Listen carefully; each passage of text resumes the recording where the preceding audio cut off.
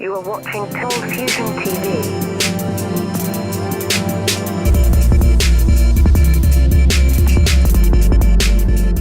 Hi, welcome to another Cold Fusion video.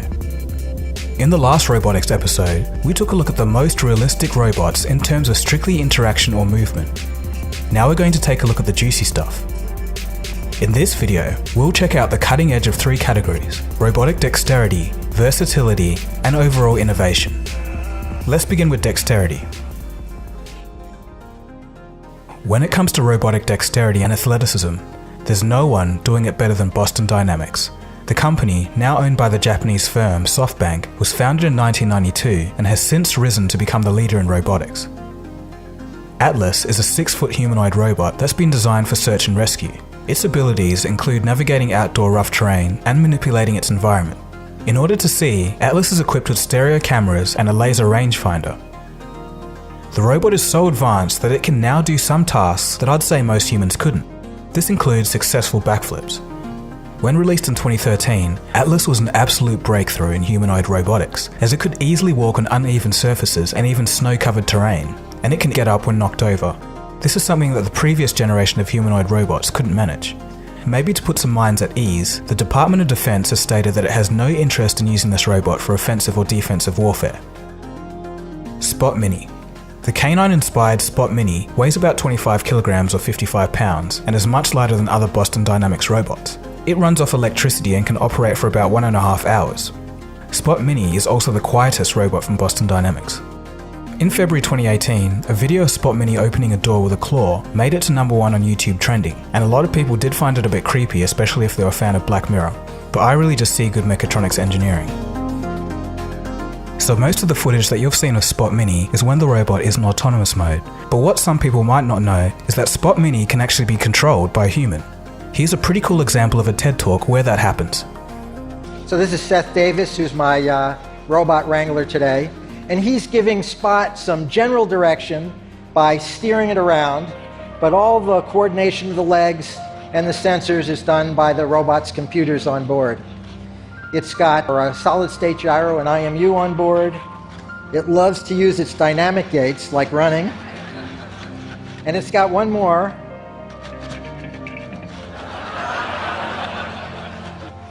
Some of you may see that as a head and a neck, but believe me, it's an arm. And Seth is driving it around. Now he's actually driving the hand and the body is following. So the two are coordinated in the way I was talking about before, and the way people can do that. And in fact, one of the cool things that Spot can do, we call chicken head mode. And it keeps its head in one place in space and it moves its body all around. There's a variation of this that's called twerking. So Spot, I'm feeling a little thirsty. Could you get me a soda? Now for this demo, Seth is not doing any driving. We have a LiDAR on the back of the robot and it's using these props we put on the stage to localize itself. It's gone over to that location. Now it's using a camera that's in its hand to find the cup, picks it up, and again, Seth's not driving. So we planned out a path for it to go. It looked like it was going off the path.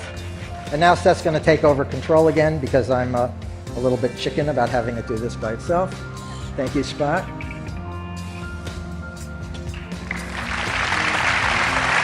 Feel about having just finished your TED performance?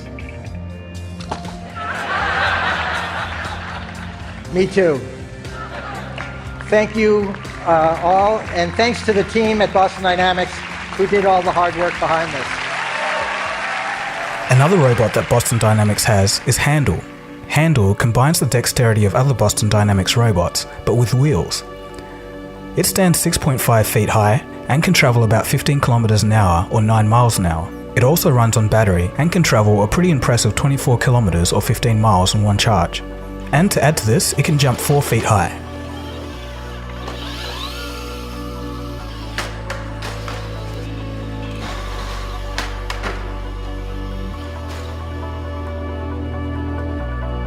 Versatility. Honda's Asimo robot takes the cake for the most versatile robot in terms of ease of integration into various target markets.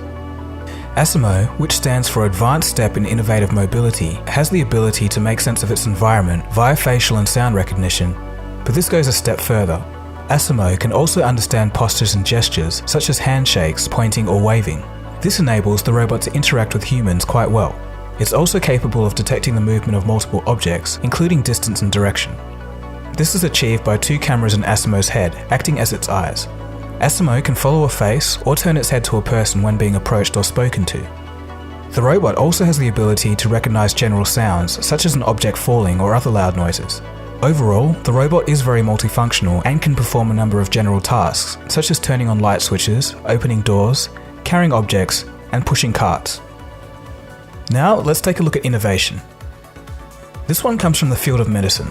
It's the Da Vinci robot, and I think it's a pretty good idea. The Da Vinci system is robotic technology that allows a surgeon's hand movements to be translated into smaller, more precise movements, using tiny instruments inside of the patient's body. The Da Vinci has 2 parts: a tower where the robotic arm operates, and a separate console where it's being controlled by the surgeon. The tower is positioned directly over the patient during surgery and is equipped with 4 controlled computer arms. 3 of them have a wealth of surgical instruments, and the 4th is equipped with 3D cameras. At the console booth, the surgeon can operate the controls while looking through a stereoscopic monitor. This monitor provides an HD 3D view of the area being operated on. The end result is now hyper-precise movement without human artifacts such as shaking. Here's an example of the system performing a mock surgery on a grape.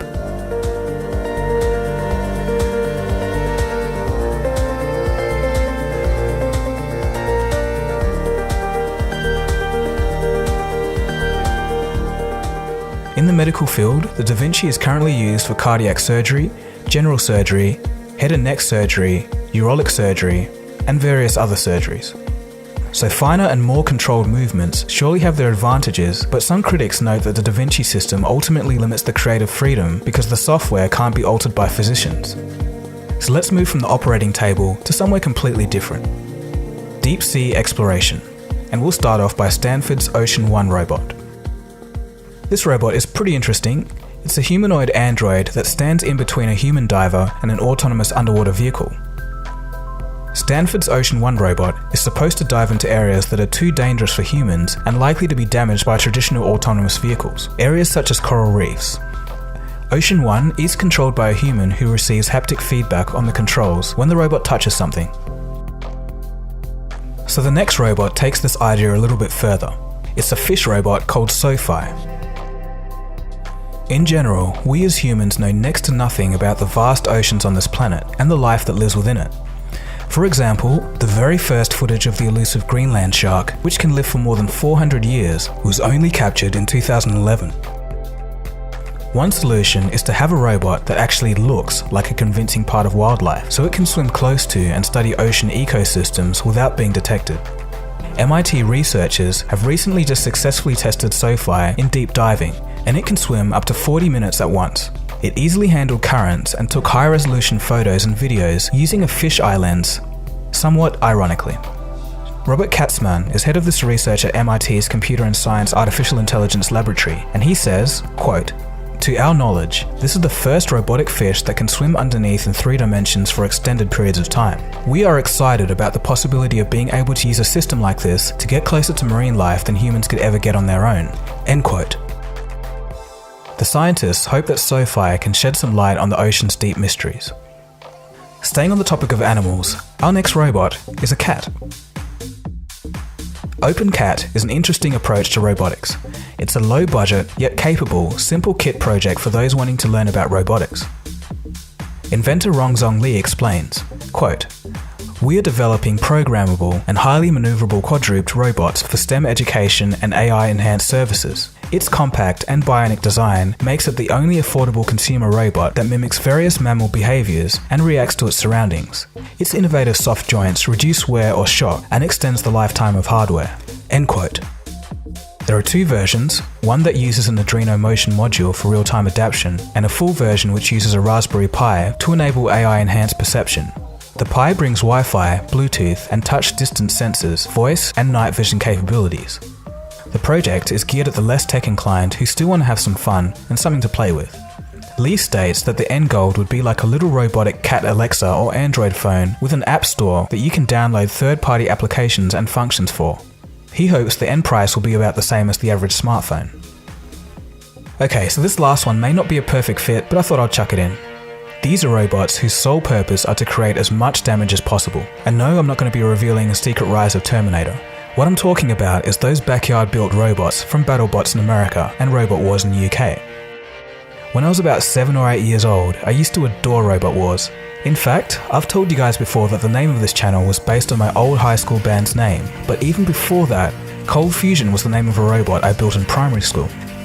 Anyhow, I had a look at the new American version of BattleBots and it's come so far. It's almost like a sport in ways, with different strategies and excited commentators. As you can see, there's some insane effort put into some of these machines. But as far as pure destruction goes, the title for this category has to go to Tombstone in the American series. Bombshell needs the perfect shot, but Tombstone will not make that easy. Oh, one of the wheels has come off the bombshell already. He's leaving away. Tombstone lining up. Here it comes. Oh! Annihilation for Tombstone at last. No! That's the exclamation point, Kenny. So with that, we've come to the end of the video. So which robot was your favourite and why? So to recap, we have the efforts from Boston Dynamics with almost human-like balance and agility, the friendly robot from Honda, Asimo, the surgical Da Vinci robot that increases the technical abilities of surgeons, Ocean One, an android diver, SoFi, a swimming fish robot, Open Cat, aiming to bring robotics to everyone, and lastly, backyard-built fighting robots. Let me know in the comment section below. So I want to thank you guys for watching the whole way through this video. If you're new here, feel free to subscribe. This has been Dagogo, you've been watching Cold Fusion, and I'll catch you again soon for the next video. Cheers guys, have a good one.